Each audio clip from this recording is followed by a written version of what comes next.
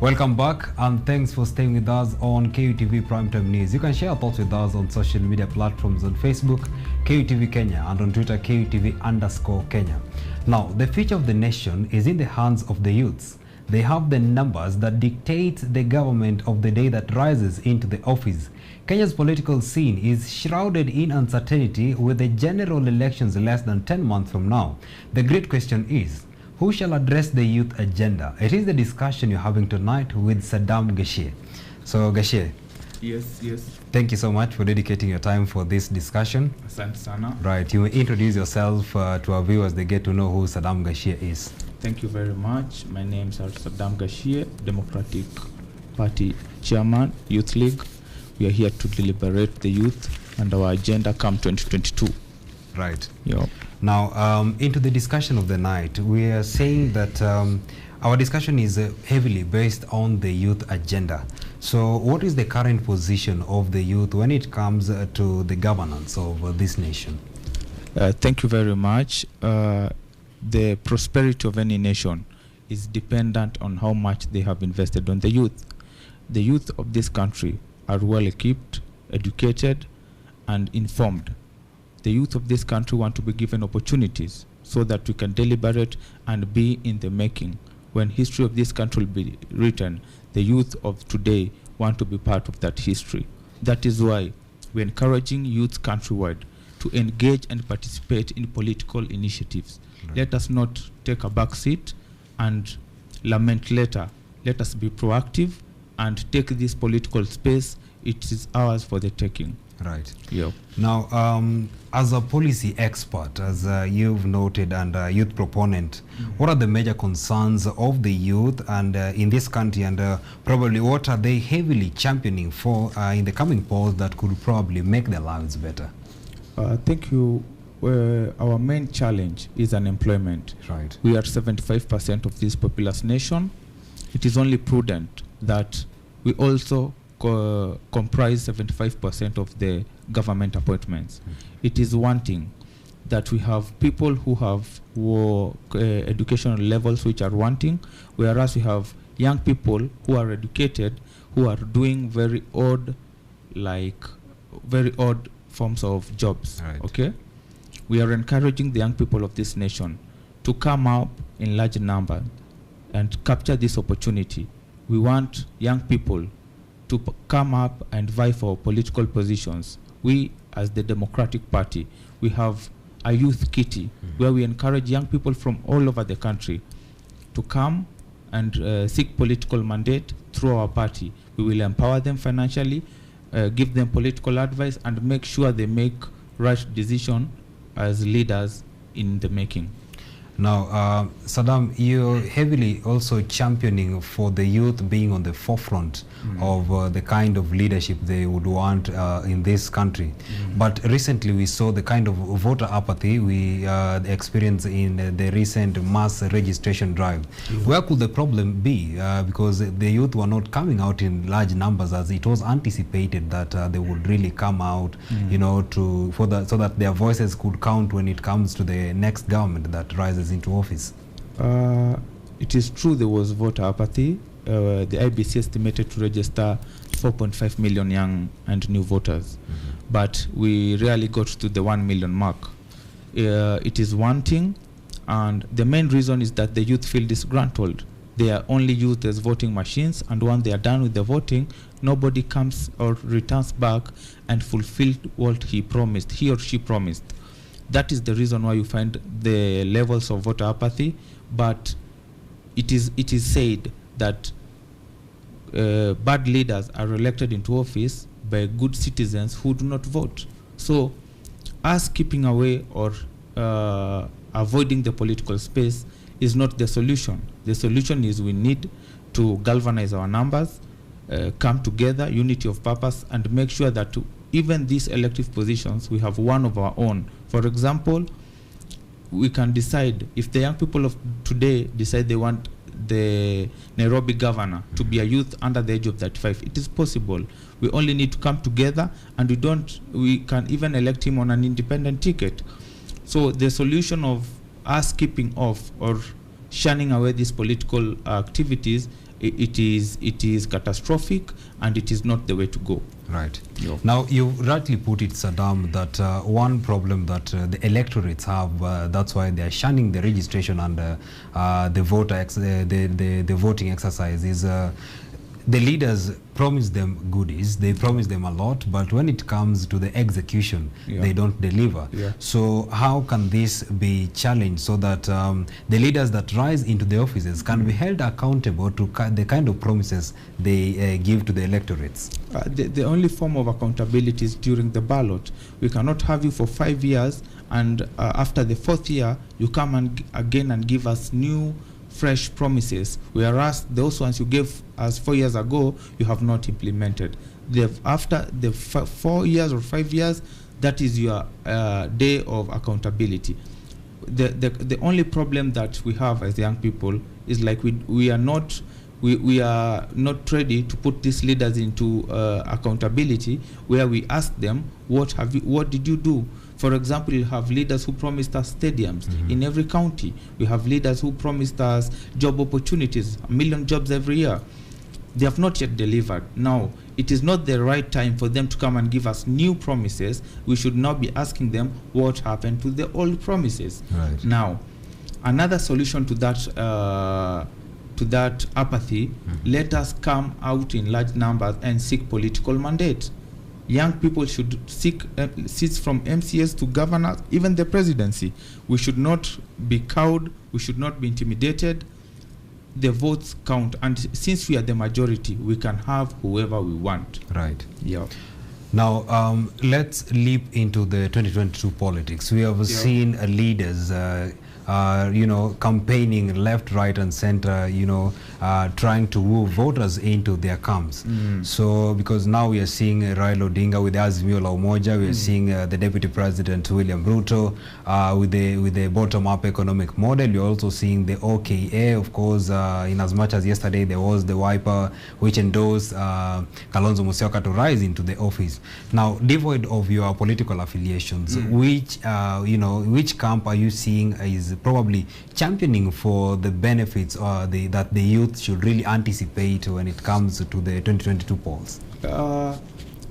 Thank you very much. The youth should be very intelligent come this next election, because we cannot have the same monkeys, the same forest, and expect different results. Right. That is the danger part of it, because as young people, we should be asking ourselves, we have been having all these people this while, we need to rise to this occasion. And my clarion call to young people, we have the numbers, let us shun negative politics, let us shun ethnicity in politics, and go for leaders. We can choose one of our own.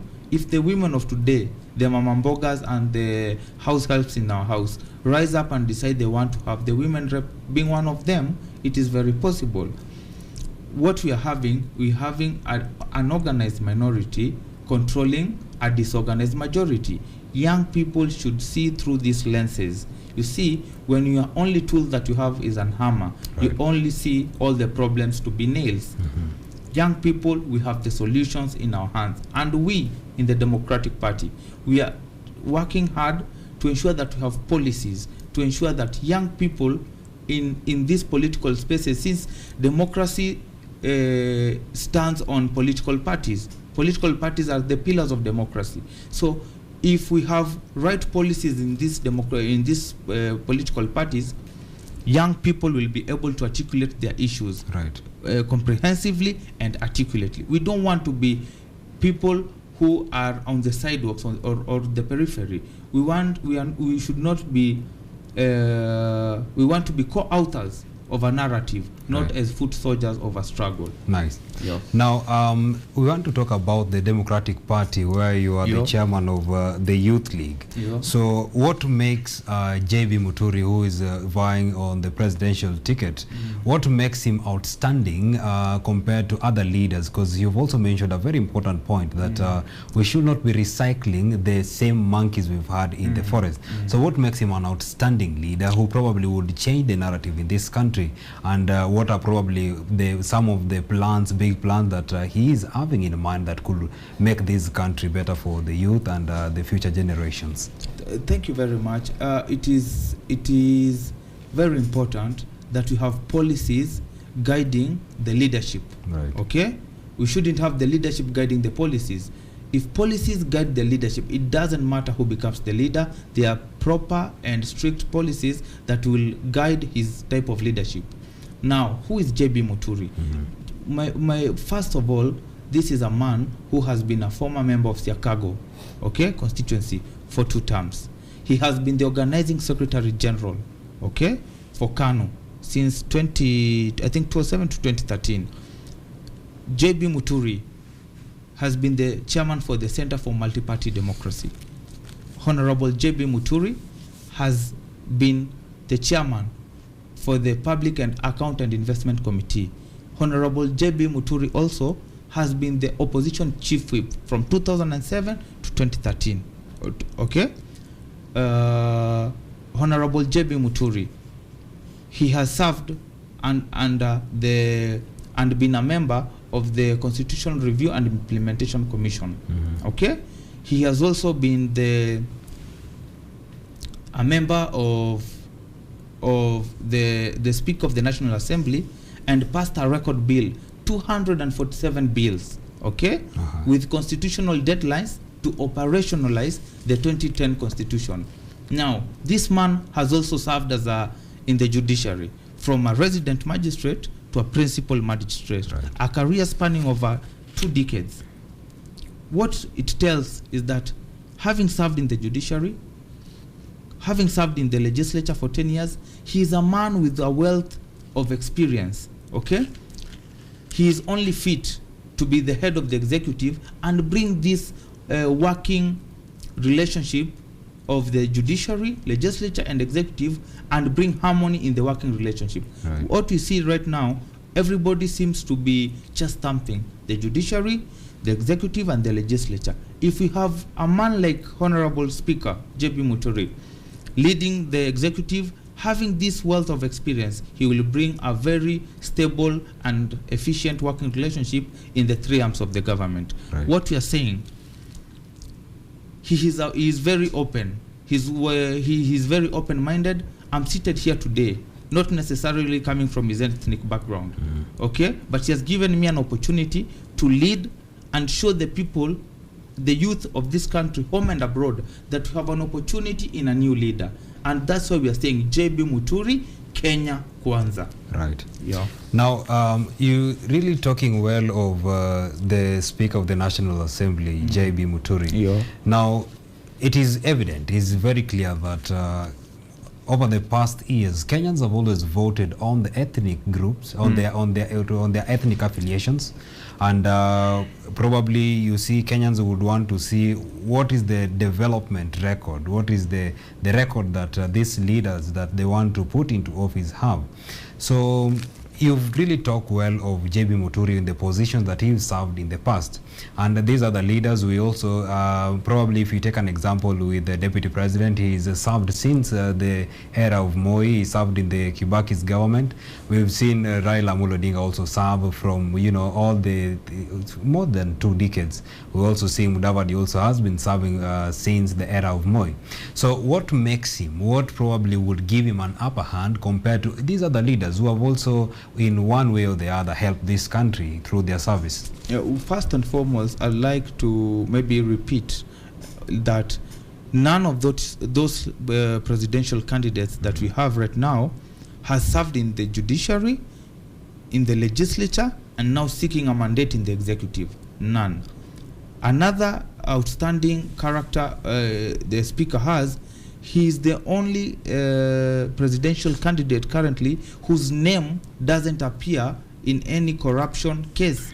He doesn't have any corruption cloud hanging over his head. Okay, that's the second one. The third one, he has the record as a speaker. He has the record of passing the most number of bills in Parliament. Okay, right. He has risen through the ranks of the judiciary, from a resident magistrate to a principal magistrate. why am I saying this? He stands out because of those things that I've mentioned.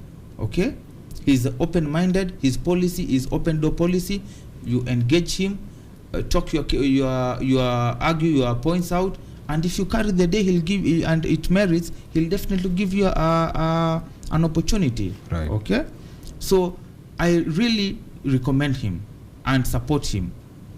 He has a cool mien. He's nobody that you can maybe argue or have an altercation. He's very polite, very open-minded. He has a clear line of thought, if I may say so. Now, you're saying it clearly that J.B. Muturi has served in the executive, in the legislature, and also in the judiciary. Now, we're seeing probably, let me give an example with the ODM leader Raila Odinga, because when he goes around, he says that he championed for the liberation of this country. Now, he's championing for economic revolution that would, probably change this country as well. And you're seeing what we have, the problem that you're having at hand is what even the Deputy President, William Ruto, coming up with the bottom-up economic model, is the economy of this country. So how is he coming to sort the problem? Because is vying for the presidency. He want to be in the three arms of the government, in as much as yes, he's served in the three. So how will he come into this gap and make things better? And most importantly, what I would want you to answer me is the tribal affiliations in which Kenyans vote into. So how is he going to change this to probably make things work on his advantage? Thank you. The Honorable Speaker, he thrives in three pillars: integrity, order, and prosperity. Okay, our main agenda on the economy is hurting, will be to fight corruption. Others have different talked of different models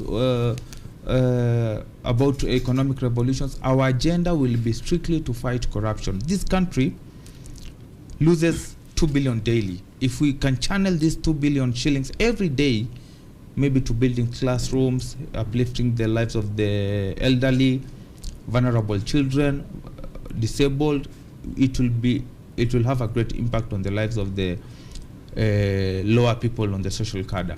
What I'm saying, J.B. Muturi has a clear roadmap to improving the economy recovery of this country. First will be to fight corruption. Okay. The second one will be to bring an overhaul in the tax regime. Right. Everybody is talking about distributing and dividing this cake called the national cake. Nobody is talking about baking it. So among the things that we'll do in the overhauling of the tax regime will be to increase the tax bracket. We have people who are tax exempted. We have members of parliament. We have dignitaries. We have people who don't pay tax, the import duty tax. Right. Everybody will participate according to your social standing in terms of tax contribution. We will encourage, the local manufacturers, foreign manufacturers, local investors, and foreign investors. We'll give them tax holidays and tax incentives. Right. Okay?